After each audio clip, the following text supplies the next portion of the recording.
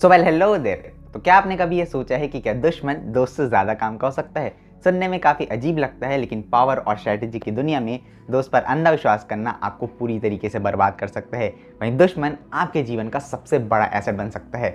और इसी चीज़ को रॉबर्ट ग्रीन अपनी legendary book the 48 loss of power के लॉ नंबर 2 में हमें अच्छे से समझाते हैं। और आज इसी लॉ को हम एकदम इंटरेस्टिंग और एकदम सिंप्लीफाइड तरीके से डिकोड करेंगे, वो भी कुछ रियल लाइफ एग्जाम्पल्स के साथ।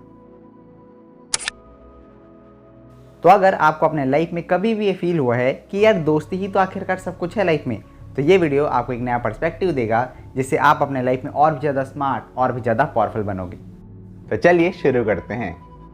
Law number 2, never put too much trust in friends, learn how to use enemies. सुनने में काफ़ी ड्रामेटिक लगता है, right? But here's the thing, ये लाइफ में डिस्ट्रस्टफुल होने के बारे में नहीं है, बल्कि बेसिक ह्यूमन नेचर को अच्छे तरीके से समझने के बारे में है। इस वीडियो के एंड में हम ये जानेंगे कि इन सारे लॉस को हम अपने लाइफ में प्रैक्टिकली कैसे यूज़ कर सकते हैं। लेकिन उससे पहले एक इंपॉर्टेंट स्टोरी। हिस्ट्री में किंग्स हमेशा अपने आप को अपने ट्रस्टेड फ्रेंड से सराउंड करके रखते थे। उन्हें ये विश्वास रहता था कि उनके दोस्त इनके लिए हमेशा रॉयल रहेंगे। बट हियर्स द कैच, आपके दोस्त आपसे कभी भी जेलस फील कर सकते हैं, मतलबी बन सकते हैं, और जिस मोमेंट में उनको आपसे फ़ायदा मिले वो आपको धोखा भी दे सकते हैं। इसको समझने के लिए आप माइकल 3 का एग्जाम्पल ही ले लो, जो कि बाइजेंटियम का राजा था। वो अपने बचपन के दोस्त बेजिलियस पे बहुत भरोसा करता था और उसे अपने भाई जैसा ट्रीट करता था। बेजिलियस ने माइकल की मदद से बहुत जल्दी उस किंगडम में पावर गेन कर लिया, बट इवेंचुअली बेजिलियस ने माइकल का मर्डर कर दिया और खुद उसकी जगह राजा बन गया।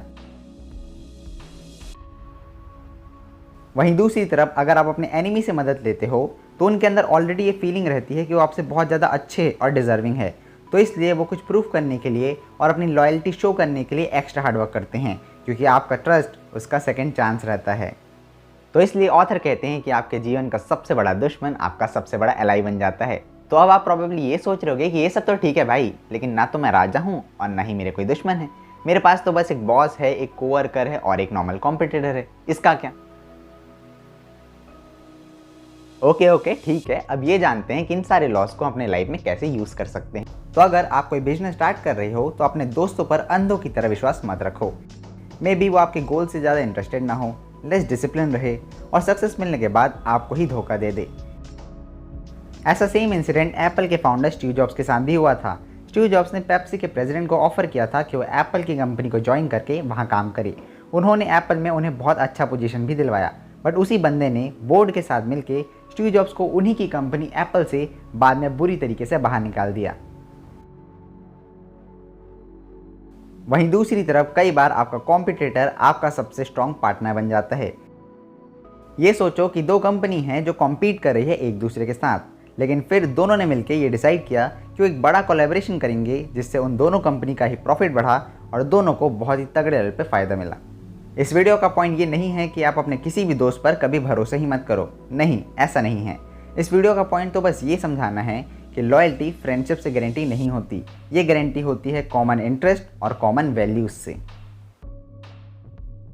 तो ये है एक और प्रैक्टिकल वे इस लॉ को अपने लाइफ में इम्प्लीमेंट करने का। तो अगर आप कोई प्रोजेक्ट स्टार्ट कर रहे हो किसी भी टॉपिक से रिलेटेड, तो आप सिर्फ अपने फ्रेंड्स पर पूरी तरीके से रिलाई मत करो, बल्कि आपको ऐसे लोग ढूंढने चाहिए जिनको टॉपिक में इंटरेस्ट है, जिस टॉपिक पे आप वो प्रोजेक्ट बनाना चाहते हो। तो अगर आपका कोई राइवल है जिसको काम एकदम अच्छे तरीके से आता है, जो काम आपको करना है, तो आपको उसके साथ पार्टनरशिप करके, उसके साथ दोस्ती करके उसकी स्ट्रेंथ को अपने फ़ायदे के लिए यूज़ करना चाहिए, क्योंकि sometimes your competitor is actually your greatest source of growth.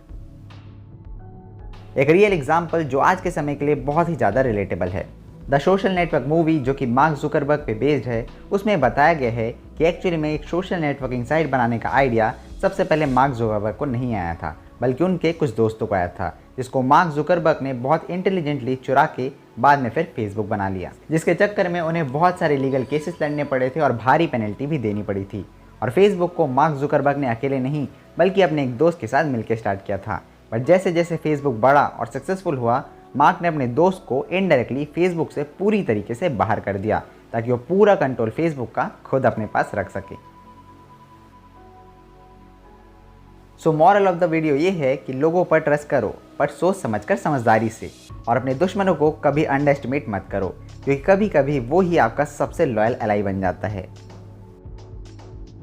इस बुक के बाकी पावरफुल लॉस को हम अपने आने वाले वीडियो में एकदम डिटेल में कवर करेंगे, तो इसलिए इस चैनल को सब्सक्राइब कर लो क्योंकि वो वीडियो आप मिस नहीं करना चाहोगे। तो आपको ये वीडियो कैसा लगा आप हमें कमेंट करके ज़रूर बताइए। अगर आपको ये वीडियो अच्छा लगा हो तो इस वीडियो को लाइक कीजिए। अगर चैनल पे नए हो तो इस चैनल को सब्सक्राइब कीजिए। उसी के साथ साथ बेल नोटिफिकेशन को ऑन कर दीजिए ताकि आपको ऐसी वीडियो की नोटिफिकेशन सबसे पहले हमारे चैनल पर मिल सके।